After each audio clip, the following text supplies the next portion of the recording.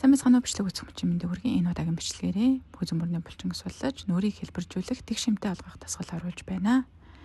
За, хүзэн бүрнийхээ булчин сулласныхаа дараагаар мөрөн дээрээ дарж өгнө. Хилээ гаргаад чамархааны хэсэгтээ мөн дарсан байна. Хоёр тийш нь татаж өгөх хооронд хилээ аль чатгаараа гаргаж өгнө. За, татахтаа аль зөөлөн даралтаар эхлэе шүү бүгдээрээ.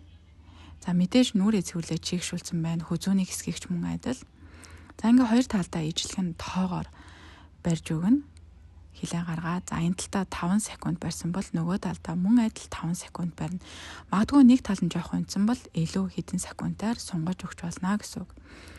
За, хүзүүний уртлын булчинг суллаж өгөх гэж чинь. За, ингээд хүзүүний урд хэсэг дарж өгснөө хилээ ингээд цухалзуулна гэсэн үг. Тааз руу хүрэх гээд. За, дээш нь аль чадхаараа. За, энэ явцад дух үрчихгүй, хөмсөг өргөхдөггүй гэсэн үг. За, ингэхээр маш гоё эрүү тодорч гарч ирдэг шүү.